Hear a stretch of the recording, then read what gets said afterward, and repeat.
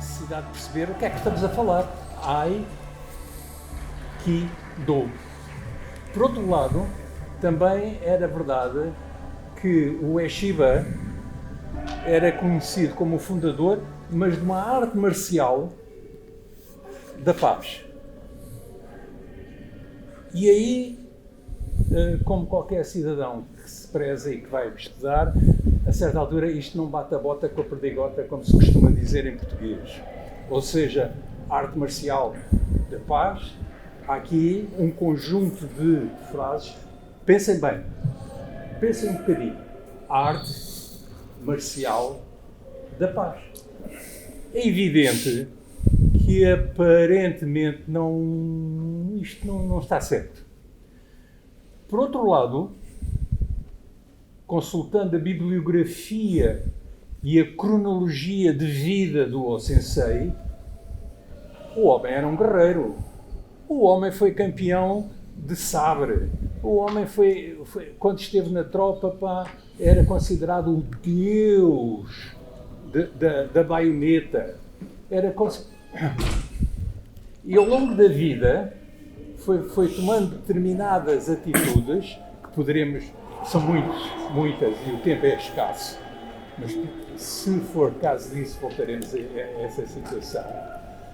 E foi aparentemente começando dentro de uma estrutura cronológica, histórica, em que ele era um guerreiro combatente, e a certa altura, ao longo da vida, há uma mutação no pensamento dele que vai chegar quase ao fim do fim da vida, fundando aquilo a que nós conhecemos como Aikido.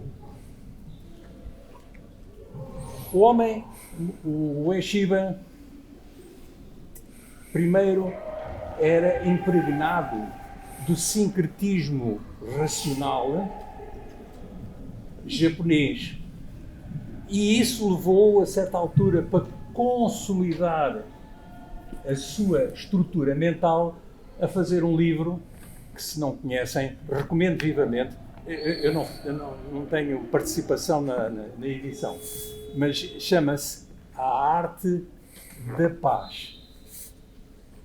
Novamente, entramos com aqueles conceitos que aparentemente não batem uns com os outros.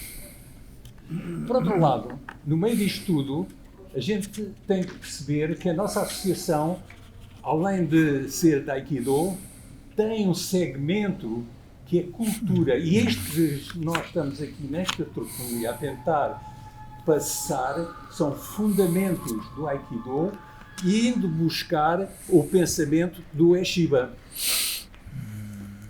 E para isso vamos voltar ao princípio. A arte marcial da paz. Primeiro termo que me choca, que me chocou logo, a arte. A arte, sim, que por definição representa a expressão de um ideal, através de uma atividade contendo a aplicação do saber e da capacidade de executar, e que tem que ser treinado. Não há um artista que saia ali da escola e já está, artista não. Há que treinar a arte. Marcial, que é a palavra normalmente que mais confusão nos nossos aikidokas tem. Marcial porquê? Porque vem, quer acreditem, quer não, marcial vem de um deus grego chamado Marte, que era aquele que tratava dos guerreiros. E que muitas vezes, dentro da nossa organização, se confunde com militar. Só que militar e marcial são duas coisas diferentes. Militar é aquele que obedece a ordens e marcial é aquele que tem impregnado uma ética fundamental. Então o homem, a certa altura, diz: então vocês também têm uma ética. E onde é que vamos buscar a origem da ética que ele refere? Aí, a certa altura, poderíamos falar do célebre Budo, que tantas vezes é conversado entre nós. Finalmente, a paz. Aqui a paz tem por definição a ausência de conflito. A luta que envolve a destruição e mortes, mas serenidade, conciliação e, sobretudo, harmonia. E depois, neste tal livro, se derem ao trabalho de ler, é muito interessante porque tem, inclusive, coisas relacionadas com o treino, a compreensão do treino, relacionados com a mentalidade e a ideologia e a cultura teocrática dos deuses dos japoneses e que levou ao aparecimento e à necessidade de compreensão do shintoísmo, do confucionismo, do confucionismo, do shintoísmo e falta-me um, já vou dizer. Basicamente, de toda esta leitura, chega-se a uma conclusão que é controlar a agressividade é praticar a paz, a harmonia. Bom, amigos, talvez agora valha a pena lembrar que toda a síntese magnífica da nossa arte está no acrónimo que é Aikido. Na realidade é magnífico que ele tenha conseguido sintetizar neste Aikido todo o seu pensamento que depois extravasou em muitas outras leituras, em muitos outros livros e que basicamente lembram harmonia, Ki, já lá vamos, e do caminho. Mestre, eu agora gostaria que complementasse, pegasse nas minhas palavras e quem quiser junte-se a nós e vá falando, por favor.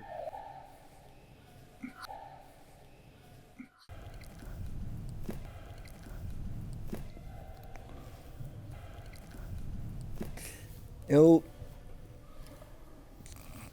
tenho por respeito e a todas as artes, especialmente as artes marciais de origem japonesa, do qual eu venho dedicando basicamente minha vida toda, porque eu faço artes marciais já há 37 anos e comecei pelo judô. Então, há às vezes um discurso como se o Aikido fosse a arte da paz e outras fossem artes não da paz. Mas, na verdade, o Budo, né, o caminho marcial japonês, como chegou até a gente, já tinha passado por 300 anos numa Pax Tokugawa, né? Ou seja, já tinha passado por um período profundo de paz e de uma reflexão profunda dele sobre o que era a função do guerreiro, o que era a função da prática do guerreiro dentro do ambiente, que era uma ilha, do qual já não tinha mais conflitos entre os feudos e não tinham mais as batalhas. Então, o ideograma, o kanji de Bu, que nós traduzimos como marcial, né, é um kanji que, se você pegar no pictograma, significaria uma pegada e uma alabarda, uma lança. Outros também podem ver o mesmo pictograma como se fosse um arco com uma flecha, ou seja, são as armas mais primitivas. A lança, né, tem a lança de Schrödinger, que é a arma mais primitiva. Antes de existir os Homo sapiens, o Homo neanderthalis já carregava uma lança. Então a lança é a arma mais primitiva. E quando você vê a pegada no pictograma, depois ela vai evoluir para o radical de Tomaru, que é parar. Então quando você está na rua no Japão e você tem escrito Tomaru no chão, é para o carro parar, né? Que é outra forma de falar Yame, para, né? Parou. Então você pode entender esse ideograma de várias formas. Isso hoje se tem uma leitura moderna desse ideograma que não é nem tão moderna, porque um imperador chinês no ano de 200 depois de Cristo também fez essa mesma interpretação para esse mesmo ideograma, que seria Bu, que o que a gente tem como marcial, na verdade seria parar o conflito, parar a arma, né? Ou seja, é um entendimento de paz mesmo. Então isso já está no cerne. Claro que outros vão argumentar que pode ser parar a lança no corpo do adversário. Outros podem dizer que eu estou parado com uma lança para que você não venha.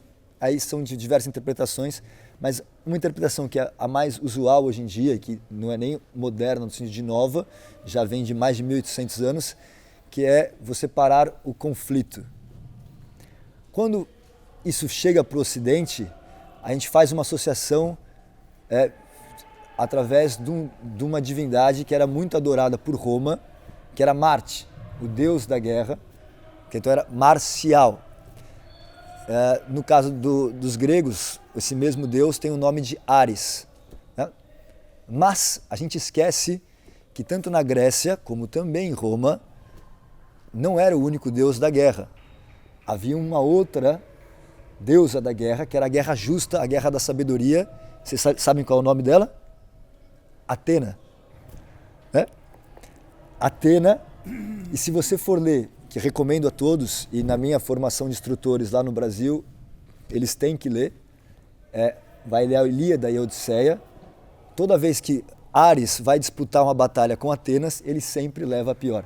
Porque Ares é a guerra, o Marte, é a guerra inflada, a guerra pela raiva, ou seja, a guerra, né, que é colérica. E Atena é a deusa da sabedoria, porque ela é filha de Metis, né, a deusa da prudência, e nascida por partogênese, ou seja, ela nasce da cabeça de Zeus. Então, ela tem todas as características da divindade de Zeus, somado a uma coisa que Zeus não tinha, que era a prudência. Se você for ler, né, se você for estudar os gregos, Zeus tinha tudo menos prudência, saía por aí copulando a Deus e o mundo, tá? Então, ela tem mais coisa, ela tem uma percepção quase como da justiça. E, às vezes, no ato de ser justo, há às vezes necessidade de você pôr um freio em algumas coisas, você às vezes tem que ser mais incisivo. Então, o Aikido, ele não carrega somente esse conceito da arte da paz. Isso é desde a nossa cultura, que brotou ocidental, né? Tem como útero, estava lá dentro dos gregos e depois se espalha pelo Ocidente, mas também no Oriente, essa visão de que o que a gente tem como numa visão hoje marcial, ou seja, a percepção de que você fazer uma prática que lida com o conflito, no fundo não é você fazer uma prática que você está jogando gasolina no fogo, mas é você aprender a controlar o fogo, aprender a lidar com aquele fogo, para que aquele fogo seja usado em prol, não de queimar, mas em prol de poder gerar coisas. Tá? Acho que é um pouco essa visão. No caso do Aikido, que talvez seja esse o diferencial, é que pela característica da nossa prática de não ter uma competição, isso se torna mais evidente que a gente está buscando trabalhar em conjunto e não contra o parceiro, e isso vai gerando uma perspectiva interior de que você está buscando uma paz, né, que na etimologia da palavra paz vem de pax, no latim, que daí derivou também uma outra palavra que tem no português, que é pacto. A gente entra num acordo. Você faz um pacto com o seu parceiro, um acordo com o seu parceiro, ou um acordo com o seu oponente ou adversário, que a gente vai mitigar o conflito, a gente vai, né, lidar com uma paz. Mas é importante entender que aí vem uma característica que tem no Aikido, que aí é realmente uma filosofia que tem na nossa prática, que você tem a percepção que não, por mais que você queira não entrar em conflito, o conflito sempre estará presente, tá? Nós só estamos em pé porque a gente tem atrito, a gente tem um conflito com o solo e a gente lida com isso e caminha. Então você viver é estar sempre com pequenas arestas encostando nos outros. A gente vive em comum, por mais que vocês possam, imagino que alguns me acharam agradável, talvez no meu condomínio, no meu prédio, meu vizinho vai falar, esse é um traste. Traste aqui significa a mesma coisa? Falar, ele não vale nada e, enfim, não há como você agradar a todos e você sempre tem um atrito ou outro em algum momento com as pessoas. E tem um conflito primordial, que todos nós reconhecemos um momento ou outro na nossa vida, que, né, assim como não há como fugir dos impostos, não há como fugir da morte. E deixe-me só, é fundamental isto que o Sensei acaba de dizer e muitas vezes os meus amigos, enfim, já tenho idade para ter bastantes amigos, voltam-se para mim e dizem assim, mas faz uma coisa, aí Aikido, mas o que é isso? Bom, eu normalmente cito um livro que é Aikido and Dynamic Sphere, a esfera dinâmica do Ohratti e Westbrook, que diz, pura e simplesmente, e com o qual eu consigo explicar aos meus amigos esta nossa arte. Uma pessoa não deve atacar nem provocar o ataque, mas defende-se de tal forma e com tal capacidade que o atacante não é morto, nem sequer magoado seriamente. Hoje em dia, penso eu, não na origem japonesa, mas hoje em dia nós ocidentais, é isto que nos contempla basicamente. E pegando aqui, a certa altura, desculpe Sensei, deixe-me só recordar aqui o nosso amigo Ueshiba, que diz a certa altura, a arte da paz começa contigo e incentiva o trabalho em ti naquilo que concerne a tal arte da paz que o Sensei magnificamente acabou de falar. E o objetivo desta nossa arte é a sinceridade dos seres humanos, sinceros, unindo o corpo com o espírito. Depois entra em aspectos extraordinariamente filosóficos, julgo que não é oportuno, e termina basicamente com uma asserção que é o postulado básico da arte da paz é bravura, sabedoria, amor e amizade. E por consequência é com esta base que temos que recordar e permanentemente ao trabalhar com os nossos toris, como o quis, é a harmonia que tem que existir na correlação entre o nosso amigo que está a praticar connosco e connosco. Tem que haver permanentemente, tal como o Sensei referiu, uma certa harmonia de entendimento. E harmonia não é só somos todos bons, não, é a compreensão e a movimentação, é tudo que é harmonia. Sensei, acha oportuno isto que Sim. Alguém mais quer falar? António Damasio disse que o ser humano é um ser emocional que por vezes pensa. António Damasio é um conceituado neurocientista. Será que o Sensei, ao criar esta arte marcial, em que a gente anda uns com os outros, não serve ou não tinha como função o ser humano individualmente aprender a gerir as suas emoções para não as transformar? Fica à vontade. Ao ver a cronologia da vida do O-sensei é muito interessante, na minha opinião, porque na realidade ele atravessou períodos de extraordinária agressividade, até que se conseguiu, juntou-se a um célebre, entre aspas, mestre de armas chamado Takeda. E, além disso, juntou-se a um outro líder do shintoísmo, de uma seita shintoísta, que era uma tal senhora chamada Deguchi, que começou a impregnar com princípios de não tão guerreiros, mas mais de harmonia com as pessoas.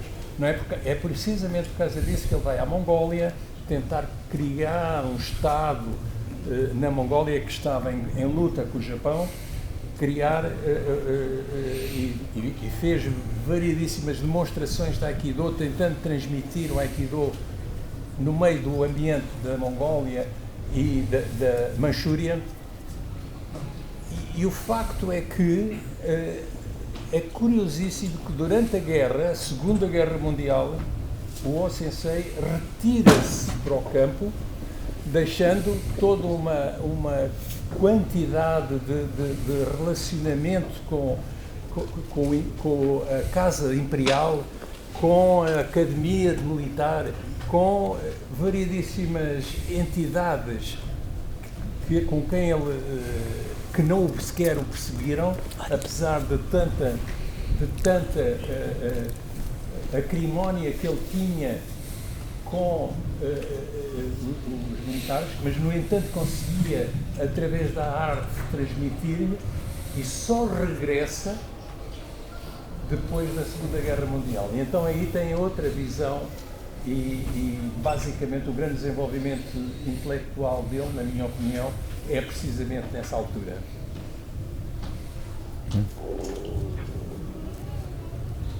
Quanto é que esse desenvolvimento não é histórico? Fala-se do O-sensei para Iguana, mas não se fala de um bombardeamento de Tóquio, por exemplo. Eu não percebi. Fala-se do O-sensei para Iguana, mas não se fala dos bombardeamentos de Tóquio que ocorreram nessa altura. Não fala-se de uma viagem espiritual, mas não se fala do contexto histórico do Japão.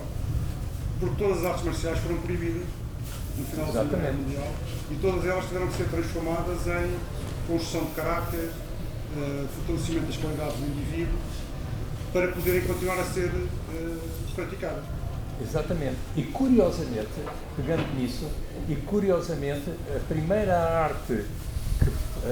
arte marcial que foi liberada, digamos assim, libertada para poder exercer, foi precisamente o Aikido. Não tinha esse nome antes, foi criado esse nome na altura. Que não tinha, exatamente, essa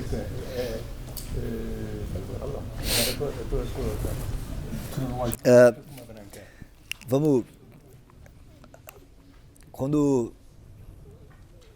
você teve o Japão, um período chamado período Sengoku. Na história do Japão foi o período de uma guerra civil absurda. Isso a gente está falando de entre 1500 a 1600. Era o período das grandes batalhas entre os grandes feudos e aonde você conhece o maior nome de vários samurais que você... Toda a imagem que você tem de um guerreiro samurai, provavelmente você está associando a esse período Sengoku. Esse período Sengoku, no Japão, boa parte dele, você vai ver aquela minissérie Shogun, que deve estar lá, já está no final desse período. Quando o Tokugawa, uma hora, vai assumir o poder, e que nem era para ele assumir o poder, a história é fabulosa, porque ele é pego por um general, Oda Nobunaga, a família dele perde uma batalha, transformado como refém, ele como refém consegue dar a volta por cima e assumir o poder. E ele assume o poder, boa parte apoiado por um clã chamado clã Yagyu. Os Yagyu, eles eram de um feudo muito pequeno, num vale com pouca possibilidade de plantar. E vocês às vezes não fazem ideia, mas os samurais, a origem deles é de agricultores. Por isso que também o O-sensei, ele tinha uma visão de que a arte marcial, porque a gente fala muito de Bunbu Ryudo, a arte marcial e o caminho do pincel é um só, mas você tinha o rei Nabu, que era a agricultura e a arte marcial era uma coisa só, porque a origem dos samurais eram, na verdade, agricultores. Eles foram os primeiros samurais, né? Eram, vamos dizer, os bravos do campo que começaram a ir contra os nobres, ou vamos falar que eram mercenários, que botaram seu serviço de guarda, porque o povo morria de fome, enquanto a nobreza estava se enabebecendo de riquezas e comida, e eles começou a ter, as pessoas com fome começam a roubar, invadir, matar, então uma hora você começa a fazer pequenas milícias e proteger, e essas eram pequenas milícias de agricultores que daí viraram os guerreiros, que depois tomaram o poder e viraram os samurais. Os mesmos samurais começaram uma hora a se degladiar, e quando assume o clã Yagyu, através de um gênio chamado Yagyu Munenori, ele cria um conceito que é a espada que vai dar vida, né? Satsujinken, ou outros vão falar tem Ai-Uchi, que é mútua destruição, e Ai-Nuki, que é mútua preservação. O Yagyu Munenori, ele vai falar sobre, ele era um exímio espadachim, exímio. Você vai no Museu de Tóquio, tem um relato dele protegendo a liteira do Shogun, isso é datado, tá? Não é uma historinha, é documentado, porque os japoneses eles têm essa cultura de documentar muitas coisas há muitos e muitos anos. Um cidadão, ele, claro, num cavalo, consegue ter matado 35 pessoas e deixar a liteira do Shogun intacta, sem as pessoas conseguirem ter invadido. Ele propõe, como ideologia, que aplique-se na política, ou seja, num país que estava em constante guerra civil, a ideia de você fazer Satsujinken, ou seja, a espada que vai dar vida. Claro, é uma estratégia maravilhosa. Ele vai dizer que a guerra não precisa ser literalmente física. O que ele vai fazer? Eles vão mudar a capital para Edo, que depois vira Tóquio, sai de Kyoto para Edo. E em Edo, que vai ser a nova capital administrativa, porque o imperador ainda continuava em Kyoto, eles vão montar, todos os feudos vão ter que ter uma mansão. E sempre vai ter que ter um membro da família direta, um sucessor direto, presente na mansão. Qualquer tentativa sua de derrubar o Tokugawa, a sua mansão vai ser tomada e o seu membro vai ser feito como refém. E também esse contato direto, as pessoas se conhecendo criam laços, obviamente cria informações de espionagem, e o Munenori, ele também tinha a ideia de que você tem que ter espiões e informantes em cada feudo, então ele vai criar dentro do clã dele vários espiões para mandar, então ele pensou que a guerra ser uma guerra de informação estratégica e você manter a paz. E aí isso leva 300 anos de paz, e todas as artes marciais que a gente conhece, elas foram sendo trabalhadas. O guerreiro começou a virar um administrador. Ele virou um administrador do feudo. É como até 3 anos atrás era a franca maioria que vocês têm aqui militares, que era isso. As pessoas deveriam falar com os militares, falar, por que tem exército se a gente não vai entrar mais em guerra?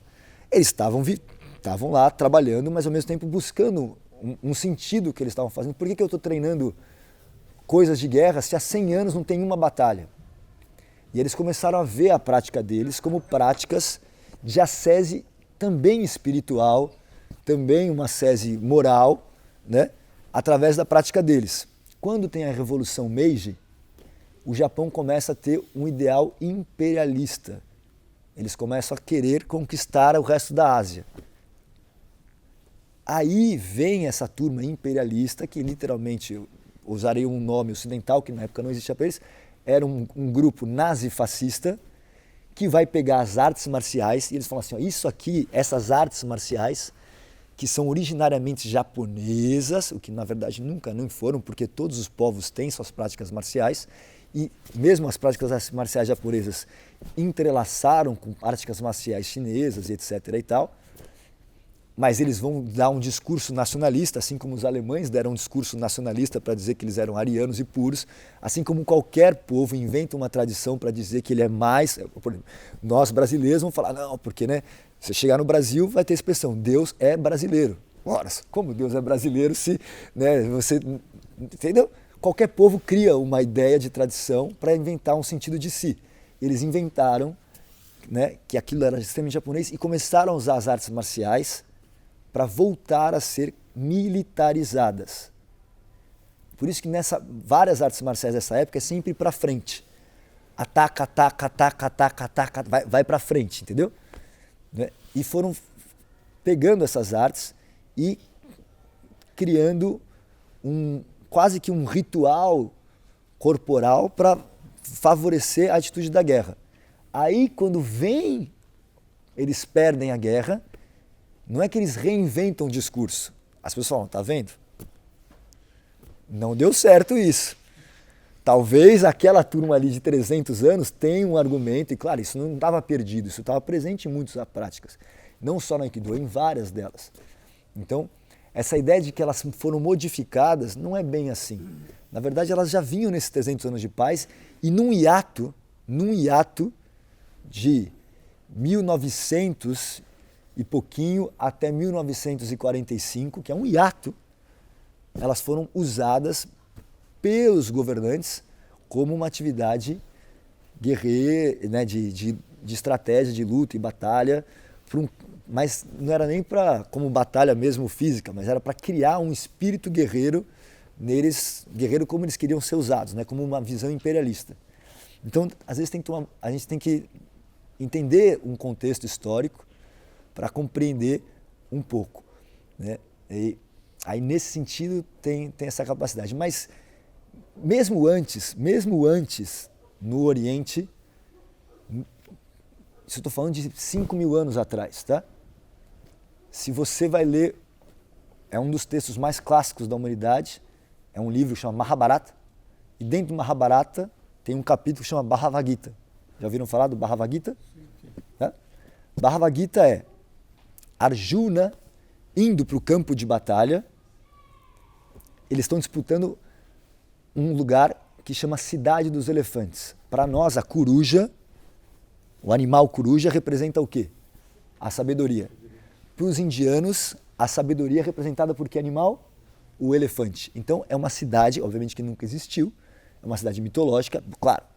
Para toda cidade mitológica, sempre várias pessoas buscando o Eldorado, né, que não sei se aqui vocês conhecem como Eldorado, mas sim, buscando o lugar que existe, provando que não, aqui era a cidade dos elefantes. No fundo, é uma cidade mitológica, não existe. Assim como você vai lá falar que Troia estava na Turquia e não sei o que lá, é uma cidade, é um mito, tá? Sim. Há quem diga que está em Santos, lá no Atlântico, lá perto do Brasil, entendeu? Né? Então, ele está disputando a cidade da sabedoria, a cidade do saber. Só que quem que ele está disputando? Com os próprios parentes, com os primos dele. E nessa disputa, as divindades fazem uma oferenda para eles.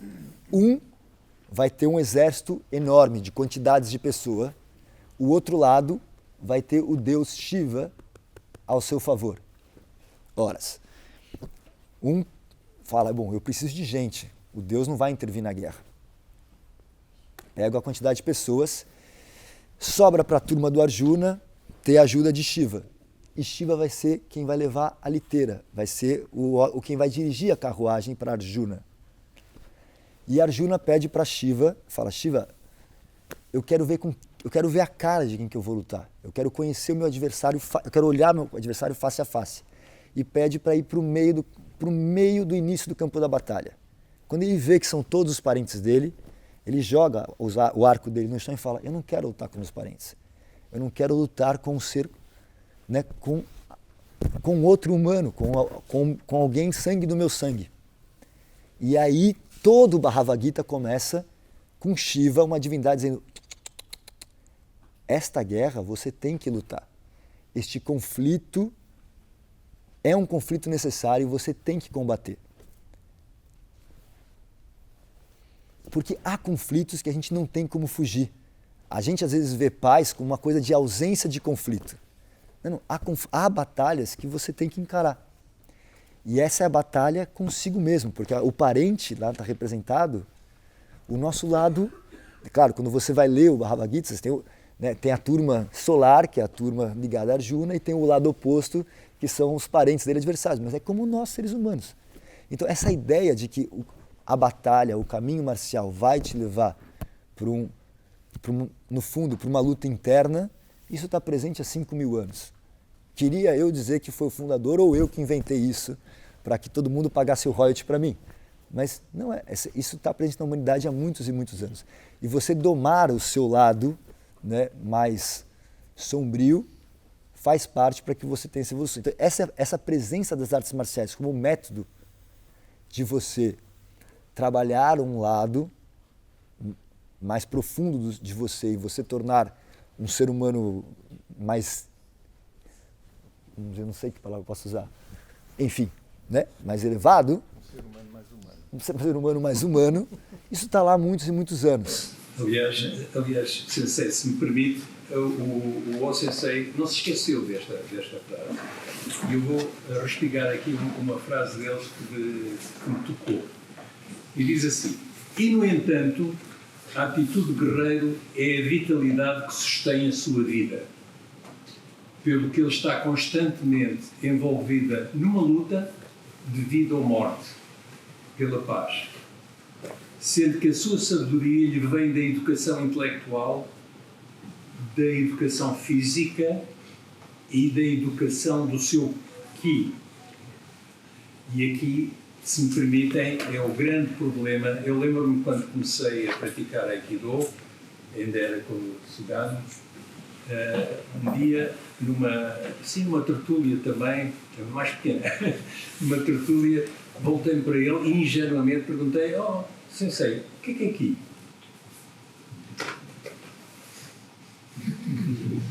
E a resposta dele: vai praticando que há de se aprender.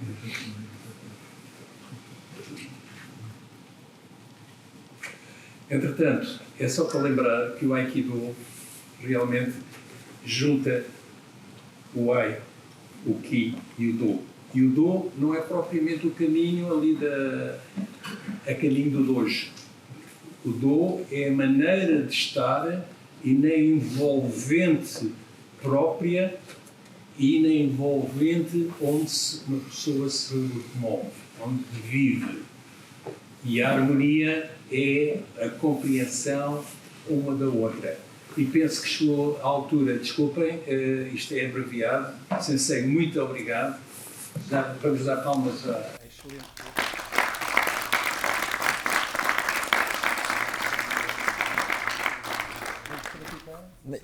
Eu só gostaria de falar um pouquinho mais, se me permitem, tá? Quando você vai estudar uma prática, né, ela é em volta de cultura. Se eu vou fazer o jogo de pau, que é uma arte portuguesa, é importante que eu entenda a cultura portuguesa. Se você vai fazer a capoeira, é muito importante que você entenda a cultura brasileira. No caso, a gente faz Aikido, é fundamental que a gente compreenda um pouco da cultura e história japonesa. A palavra paz é uma palavra em latim. Essa palavra não existe no Japão.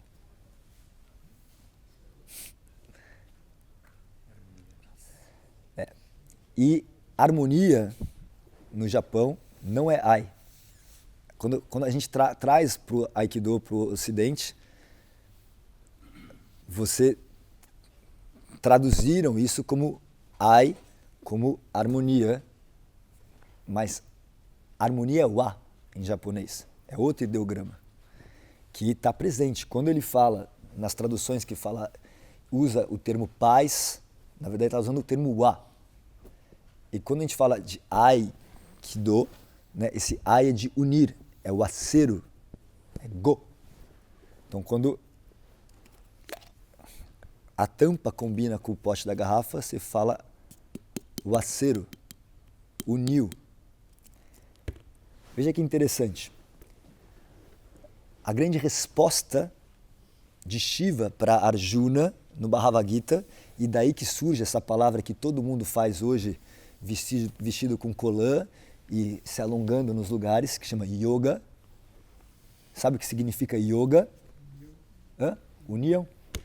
Dentro do Bhagavad Gita ele explica que ele vai fazer a guerra se unindo ele vai ver a guerra não como destruição do adversário, mas como união ao adversário. E se a gente entender que quando você faz com o parceiro, você se torna um com ele, aí é uma outra compreensão, né? Então, como você vai destruir o outro se o outro é você? Aí, esse é um trabalho, né? Aí, através disso, o fundador do Aikido, ele cunhou um termo que a gente usa muito. Só que a gente, às vezes, só usa até uma parte. Vocês já viram falar a palavra Masakatsu, Wagatsu, Katsu Hayabi? Então, a pessoa fala sempre assim, a verdadeira vitória é a vitória sobre si mesmo. Só que esquece o final. O que é o final? Katsu Hayabi quer dizer dia a dia. Dia a dia. Porque no instante que você celebra a vitória, eu venci a mim mesmo. Pronto, acabou de perder, volta para o fim da fila, né? É como eu em casa com a minha mulher. Às vezes ela fala, vai lavar a louça. Eu falo, mas eu lavei ontem. Eu falo, não importa. Louça é todo dia. Não há o que fazer. Não há mérito nenhum de eu ter lavado a louça 1000 vezes. Se hoje tem louça, tem que lavar. É todo dia, todo dia, todo dia, e todo dia você vai reafirmando, e através da sua prática diária, Katsu Hayabi, dia a dia, é que talvez, a gente vai né, incutindo. Eu vou usar uma expressão que o Kishomaru Doshi usava, que a prática é como empilhar pequenas folhas de papel. É só depois de muito empilhar, que aquilo toma um corpo e fica pesado. Mas no início, qualquer ventinho vai embora. Mas dia a dia, dia a dia, dia a dia, dia a dia, dia a dia, dia a dia, treinando. Né? E para voltar para os gregos, quando a gente usa a palavra harmonia, que esse conceito também de harmonia, por mais que a gente traduza o A como harmonia, né? Vocês sabem de onde vem a etimologia da palavra harmonia? Ninguém sabe? Pois vou contar para vocês, porque é bem interessante. A harmonia, ela era uma deusa grega. E vocês sabem de quem que é filha? A harmonia é filha? Ela é filha de Ares, o deus da guerra, com Afrodite, que era a deusa da beleza. A harmonia, na verdade, é a junção da coisa mais feia, porque você é militar, tem mais alguém que é militar? Sim, não existe coisa mais feia que a guerra, né? Você é militar também? Faço o possível. Mas quem convive, quem deve viver, né? Por mais que talvez, espero que vocês não entrem em guerra, mas vocês sabem pelo histórico que a coisa mais feia, pior que tem, pior que uma doença, deve ser horroroso você ter um campo de batalha. Não, né? É a coisa mais feia e horrenda, junto com a coisa mais bela, que na imagem dos gregos era a deusa da beleza, os dois se unem e nascem harmonia. Então a harmonia, de certa forma também, por isso que não está de todo errado, é uma busca pela união. Então quando a gente treina com o parceiro, você se une com o parceiro. E tudo que se une não é mais eu com o Paulo. Agora é um terceiro ser. Unindo. Não é que uniu Paulo e eu, agora sou eu e Paulo não é mais Paulo. Né? A gente se une e forma uma terceira via. É uma tríade? É uma tríade, claro. Esse é o ponto. É uma tríade. É uma tríade de criação. Né? Acho que tem tendência a ser uma. Sim. Né? Que é, na verdade, um simbolismo de todo mundo que tem vida. Você está vivo porque... Né? Não estou aqui fazendo uma apologia a um tipo de relacionamento, não é isso. Mas foi um pai e uma mãe, nasceu um pai, uma pai. É um simbolismo que a gente encontra da própria vida. Né? Então, esse conflito interno que a gente vai ter, todos teremos, que se você não tem, é porque você ainda não refletiu muito bem. Você é passageiro desse mundo, você não vai estar para sempre, você é frágil, né? E é curto, muito curto esse tempinho que a gente tem. E aí esse é o conflito. Que raios eu faço daqui? Agora, existe uma continuação. Se a gente pode deixar algo, unir algo, deixar, né? Pensar além de você, aí você perseverar. Você vai se manter. Entende? Eu acho que aí cada um vai ter, isso não é, né? Veja só, né? Vários filósofos vão falar, a vida não tem sentido algum, mas não importa você tentar buscar um sentido. Eu não estou dizendo que esse é o sentido da vida, não, mas que como a gente vive esse conflito, é muito válido que cada um busque as suas respostas. Eu, por ter uma incapacidade de lidar com esses conflitos, eu escolhi as artes marciais. Eu escolhi o Aikido como forma de buscar um sentido. Entendeu? E isso me dá paz. Isso me dá a tranquilidade. E aí volto a citar, porque às vezes a gente esquece que por causa foi o mestre dos meus mestres, Kishomaru Doshu, ele ao ser perguntado se né, você nunca vai chegar no nível do seu pai, ele fala, olha, quando chegar no final da minha vida, isso é uma frase que ele falou, muito bonita. Eu vou olhar para trás e falar, treinei todos os dias, é isso que importa. Não importa se eu vou ser o melhor ou o pior, não importa se eu vou ser forte ou fraco, mas eu dediquei dia a dia naquilo que me dava sentido. Então busca um sentido, dedica-se a isso, sabe? Se o seu sentido é cuidar dos seus filhos e tudo, faça isso. Porque você não precisa ter um sentido só, né? Assim como você não precisa ter um amor só na sua vida. Você pode ter vários, normal. Mas aquilo que você sente que seja uma resposta, rega, cuida com carinho que aquilo se prolifera. E também pode ser vivido como um dom. Sim, né? Sim. Sim, muitos vão falar também de um propósito, né? Sim, muitos vão falar de um propósito. E dentro desse conceito, né? E veja só, a gente falou, né? Eu não também sou como o Sugano Sensei nesse sentido. É muito difícil falar a definição de Ki, mas para que vocês entendam, vocês sabem quais são os radicais do ideograma de Ki? Tem o radical do arroz e o radical do vapor. É uma simbologia de céu e terra, um elemento terreno e um elemento celeste.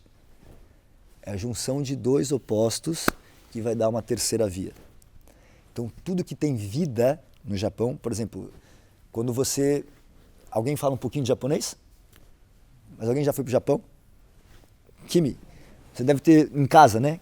Quando você encontra lá, fala, Genki desu ka?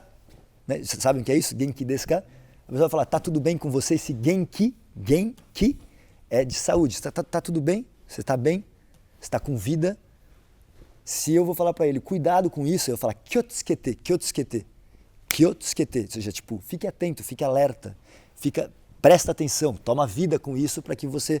Isso é perigoso. Kyotsukete. Se você vai falar do tempo, tenki. Se você vai falar de coragem, é yuki. Tudo que é orgânico, tudo que é a vida, aqui. Então, ki, de certa maneira, não sou eu aqui a dizer o que é ou o que não é, mas não é só uma representação, ou não é só o que seria uma energia, mas é uma condição de, talvez seja, uma condição manifesta de vida. Fica à vontade, gente, pode ficar aqui, eu só vou embora segunda-feira. Então, tomem seu tempo. Às vezes tenho mais tempo aqui do que com os meus alunos, então fique à vontade. Muito obrigado. Foi realmente um prazer, foi um aumento da nossa cultura que vai, obviamente, ao longo deste ano e presumivelmente na continuidade para o ano, vamos tendo tertúlias sobre vários temas, que é para pensarmos que o Aikido não é só uma coisa física, mas é uma coisa que tem que juntar a cabeça, o intelecto, a moral, enfim, e sobretudo sustentado por uma ética ética que não é só japonesa, mas é uma ética envolvente ocidental, que é um dos problemas que temos muitas vezes. Se nada mais houver... Só, antes de terminar, só muito rapidamente, se alguém tiver curiosidade, mais ou menos há 2 anos, por causa aqui da conversa que o Sensei estava a ter, mais ou menos aqui há 2 anos entrevistei o Sensei para um podcast que eu tenho com o Portela. Para a semana vou voltar a colocar a entrevista do Sensei no Aikido Portugal.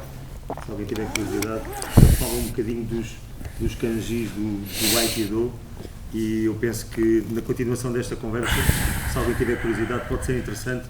Talvez amanhã ou terça volte a partilhar lá no Aikido Portugal. Obrigado. Muito obrigado. Eu sugeria que metêssemos o Akama e vamos a isto. Só fazer uma ressalva, tá? Bom, antes de ter a pandemia, no treino, aqui, quando tem o seminário,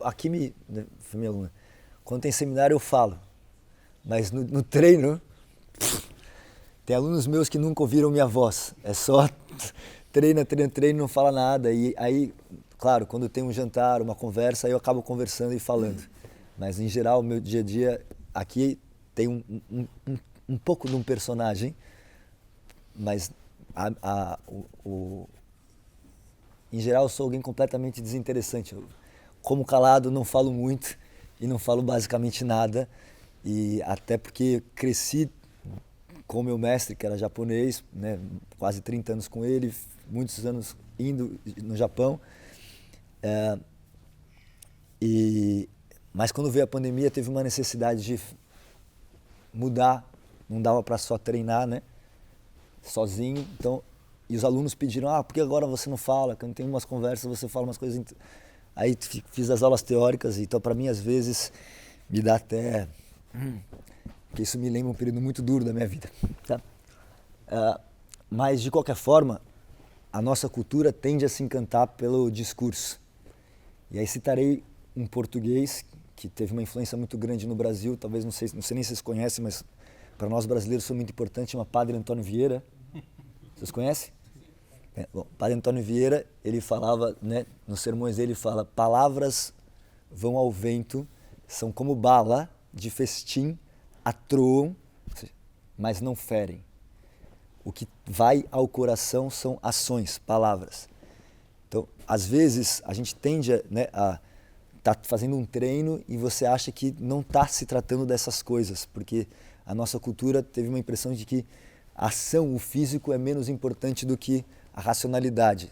Até porque a nossa cultura, que a gente tem ocidental, foi imposta pela nobreza, e a nobreza ficava não sei se tem alguém aqui que é da nobreza, se houver, não se sinta chateado, mas ficava só a teorizar, não precisava trabalhar de fato, pegar no fardo do dia a dia e cuidar. Então, se tem uma certa cultura, desde os gregos, porque os filósofos gregos que chegaram a gente também era a elite daquele povo, de que o racional é superior ao corpo, que é superior ao físico, mas na verdade são as ações. Tudo aqui que eu posso falar, tudo que, né, o mestre falou aqui também, pode soar lindo e maravilhoso, mas um papagaio também falaria, qualquer ator muito bem treinado também falaria, às vezes mais bonito, porque tem uma oratória melhor. Não deixem de observar a prática diária, né? É as ações, é o dia a dia, o movimento do corpo que realmente faz você internalizar esses conceitos. Senão a gente pegaria um livro, leria, ou faria até melhor agora, num chat GPT, vai te dar todas as respostas e você vai saber tudo, mas ao mesmo tempo você não vai saber de nada, porque não foi internalizado, não foi feito disso uma ação, não foi ao seu coração. Tá bom? Então, que tenham-se mais tertúlias, que isso é fundamental, é maravilhoso, que tenha uma ideia genial, mas não se encantem com sofismos, né, com sofistas. Às vezes o discurso, a pausa, o uso da voz, né, dá como ele fala bem, é como a pessoa é, tá? Como a pessoa é. E aí vou para um outro português, do qual eu tenho o mais profundo apreço, Fernando Pessoa, ele tem vários heterônimos, né? Quem é o mestre dos mestres dos heterônimos? Alberto Caeiro, que era o camponês, era o menos letrado, o menos estudado, mas era o que ele pensava com os olhos, ele via as coisas como elas eram e não ficava né? Então vamos ver, vamos treinar, vamos sentir, e é nessa prática silenciosa que ali está tudo que a gente tem que saber. Arigato.